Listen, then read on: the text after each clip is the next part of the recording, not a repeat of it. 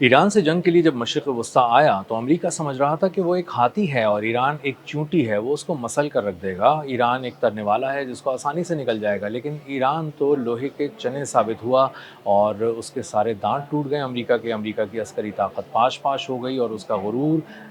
बिल्कुल जड़ से उखड़ गया। और उसके बाद जो MQ-9 रीपर ड्रोन्स ख़ास तौर पर जब वो लेकर आया इस वॉर थिएटर के अंदर, तो वो ये समझ रहा था कि उसको जदीद तरीन तैयारे इस्तेमाल नहीं करने पड़ेंगे। MQ-9 रीपर ड्रोन्स बहुत ही कामयाबी से न सिर्फ जासूसी करते हैं, तो यहाँ भी कर लेंगे और वो प्रेसिजन स्ट्राइक के ज़रिए अपने अहदाफ़ को, दुनिया के मुश्किल तरीन अहदाफ़ को तबाह कर देते हैं, तो ईरान में भी कर लेंगे। लेकिन ईरान ने अपने जदीद तरीन एयर डिफेंस सिस्टम्स को मुसलसल इंटीग्रेट करके, अपग्रेड करके इन तैयारों को भी निशाना बनाना शुरू किया। जो ड्रोन्स आ रहे थे उनको कामयाबी से निशाना बनाया और अमरीकी फ़ौज चौंक कर रह गई कि इस तरह की कौन सी चीज़ आ गई है ईरान के पास जिससे वो कामयाबी से MQ-9 रीपर ड्रोन्स को निशाना बनाकर तबाह कर रहा है। और अब सूरत हाल ये हो गई है, जो अभी बड़ी खबर आ रही है वो ये है कि MQ-9 रीपर ड्रोन्स की जो टेक्नोलॉजी है वो ऑब्सोलीट हो गई है, ख़त्म हो गई है और अब अमेरिका उससे जान छुड़ा रहा है, डीकमीशन करने पर गौर कर रहा है। यानी उसको इस पूरे वॉर थिएटर से न सिर्फ बाहर ले जाएगा बल्कि अब दुनिया में कहीं भी इस्तेमाल नहीं करेगा। और जो जनरल एटॉमिक्स उसकी एक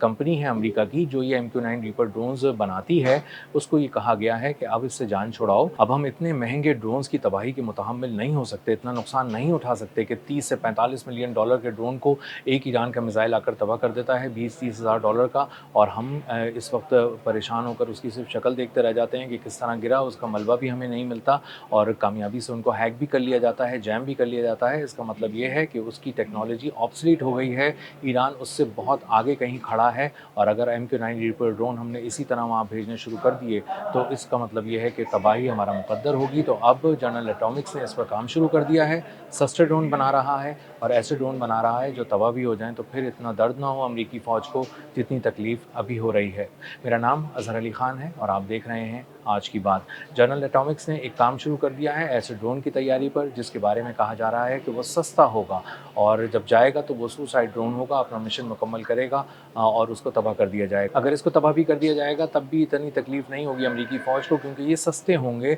और एक सुसाइड ड्रोन होंगे। इनको इसी तरह बनाया जाएगा कि ये एक तरफ की कार्रवाई के लिए जाएँ और जब अपने हदफ से टकराएँ तो उसको तबाह कर दें या ख़ुद तबाह हो जाएँ, निशाना बन भी जाएँ और हदफ तक ना भी पहुँच सकें और नाकाम हो जाएँ, तब भी इतना दर्द ना हो, क्योंकि ये इतने महंगे नहीं होंगे, निस्बतन बहुत सस्ते होंगे। क्योंकि ये MQ-9 रीपर ड्रोन जब आते थे तो 30 से 45 मिलियन डॉलर का ये एक ड्रोन होता था और ये जब आता था तो इसका मतलब ये था कि ये जिस वॉर थिएटर के अंदर दाखिल हो गया है, वहाँ पर आपको बहुत आखिर में जाकर अगर ज़रूरत पड़ी तो आपको फिर जदीद तरीन किसी तरह के जेट फाइटर जेट ले जाने की ज़रूरत पड़ेगी। लेकिन उससे पहले तक ये काम इतना अच्छी तरह करते थे कि कभी बहुत सी जगहों पर इनकी ज़रूरत ही नहीं पड़ती थी इससे आगे की किसी वॉर मशीन को बीच किसी वॉर थिएटर में लाने की। लेकिन अमेरिका के ये सारे एस्टिमेट्स गलत साबित हुए। एक ऐसी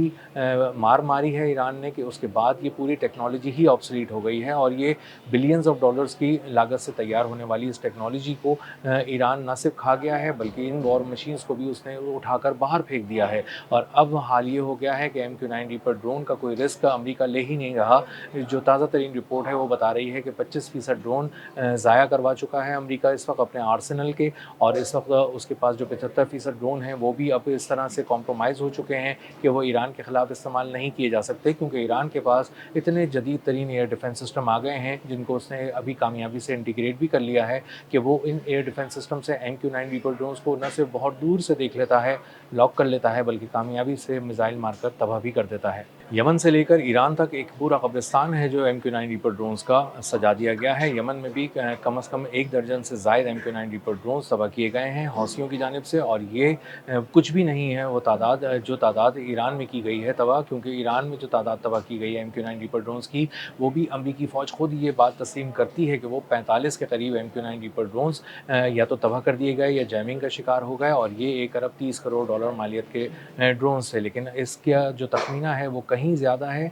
इनकी तादाद कहीं ज़्यादा है, क्योंकि ईरान जब क्लेम करता है तो वो बताता है कि उसने तो खड़े-खड़े ही 10 MQ-9 रीपर ड्रोन जो बिल्कुल ब्रांड न्यू थे एक एयरबेस पे तबाह कर दिया। और इसी तरह जॉर्डन की एयरबेस पे, कुवैत की एयरबेस पे, मुख्तलिफ जगहों पे, बहरीन में भी इनको निशाना बनाया गया और इनको कामयाबी से तबाह किया गया। तो बहुत से ड्रोन ऐसे हैं जो उड़ ही नहीं सके, टेक ऑफ ही नहीं कर सके, और वो सिर्फ खड़े-खड़े अपने हैंगर्स के अंदर, अपने शेल्टर्स के अंदर कामयाबी से निशाना बनाकर तबाह कर दिए गए। इससे ईरान ने एक बात साबित की कि उसके पास पास इतने जदीद तरीन मिसाइल और ड्रोन्स हैं जो आते हैं तो किसी भी जगह कोऑर्डिनेटेड एफर्ट्स के ज़रिए एक कॉम्बिनेशन बनाकर अपने हदफ को तबाह कर देते हैं। दूसरी बात ये साबित की कि हमारे पास ऐसी जदीद तरीन सेटेलाइट की मदद हासिल है जिसके ज़रिए हम कोऑर्डिनेट्स को एग्जैक्टली देख लेते हैं और उसके बाद जहाँ खड़े होते हैं वहाँ जाकर ये ड्रोन्स को, इन तैयारों को हम तबाह कर देते हैं। और तीसरी बात कि हमारी इंटेलिजेंस इतनी ज़्यादा तेज़ है, इतनी ज़्यादा महारत रखती है कि वो ये बता देती है कि MQ-9 रीपर ड्रोन कब नई हालत में इन एयर बेसिस पर लाए गए हैं और उसके बाद कब उड़ाए जाएंगे। तो हम तुम्हारी फ़ौजी मुहिम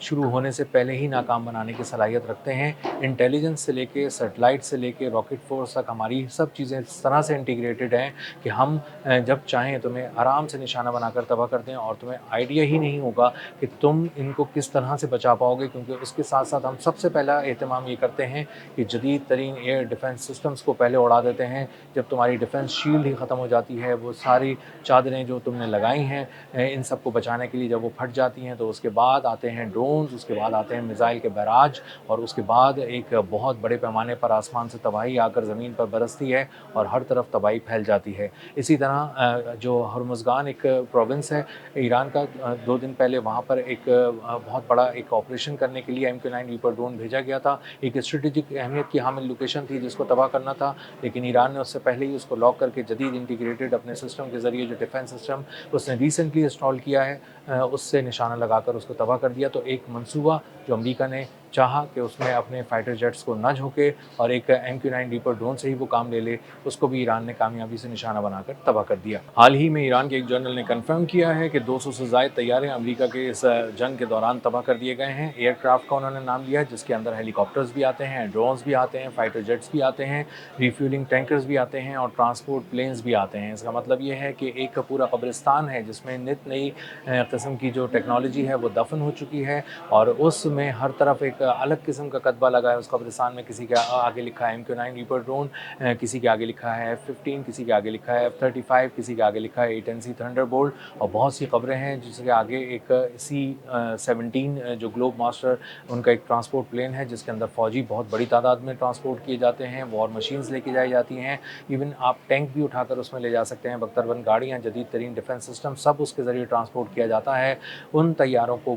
भी तबाह किया गया निशाना लगाकर। तो इसका मतलब ये है कि इस वॉर थिएटर के अंदर जो ईरान ने सजाया हुआ है वहाँ पर अब कोई नई वॉर मशीन लानी पड़ेगी। ये तमाम टेक्नोलॉजी जिसके बल पर अमेरिका आया था वो नाकाम हो चुकी है, बड़े पैमाने पर फेल हो चुकी है। और ऐसा नहीं है कि तमाम किस्म की टेक्नोलॉजी को किसी एक ही टेक्नोलॉजी से निशाना बनाया गया हो। तो असल में ईरान इस वक्त अपनी टेक्नोलॉजी पूरी दुनिया को दिखा रहा है, हैरान कर रहा है और बहुत ही शौक में है इस वक्त अमेरिका की बहरिया, अमेरिका की फ़िज़ाइया, अमेरिका की बर्री फ़ौज, खुद Donald Trump, white house, CENTCOM, pentagon और ये सब सोच रहे हैं कि ईरान के पास ऐसी कौन सी टेक्नोलॉजी आ गई और कैसे आ गई है कि वो अपने मिसाइल भी तेज़ी से बना रहा है। उनकी प्रोडक्शन पर उसने बिल्कुल कॉम्प्रोमाइज़ नहीं किया, जंग के दौरान अपना तेल एक्सपोर्ट करता रहा। इसी के साथ साथ MQ-9 रीपर ड्रोन्स हमने भेजने शुरू किए तो उसने पूरा एक कब्रिस्तान बना दिया। पूरी एक टेक्नोलॉजी है जो ऑब्सोलीट हो गई दुनिया से। MQ-9 रीपर ड्रोन्स अब ख़त्म होने जा रहे हैं, उनको डीकमीशन किया जा रहा है। अब किसी वॉर थिएटर के अंदर आपको MQ-9 रीपर ड्रोन इस कॉन्फिडेंस से उड़ता नज़र नहीं आएगा। सस्ते ड्रोन्स की तरफ चला गया है अमेरिका, ऐसे ड्रोन्स की तरफ चला गया है जो अगर तबाह भी हो जाएँ तो उसको दर्द ना हो। इसका मतलब ये है कि ड्रोन का वॉरफेयर ईरान ने बिल्कुल तब्दील कर दिया है, अच्छी तरह ये सबक पढ़ा दिया है अमेरिका को। और अमेरिका जो समझता था कि ड्रोन वॉरफेयर टेक्नोलॉजी का वो इस वक्त किंग है, उसको अंदाज़ा हो गया कि वो कहीं नहीं खड़ा था। और उसके बाद जब वो पिटा है बहुत बुरी तरह तो अब वो ड्रोन वॉरफेयर पे नए सिरे से काम कर रहा है। और इसका मतलब ये है कि इस टेक्नोलॉजी को डेवलप करके बनाने में वक्त लगेगा और उस वक्त तक वो किसी बड़ी ताकत से टकराने की अहलियत नहीं रखता। अब तक के लिए इतना ही, मिलते हैं अगले व्लॉग में किसी नई खबर, नए तज्ज़िये और नए ज़ाविये के साथ। अल्लाह हाफ़िज़।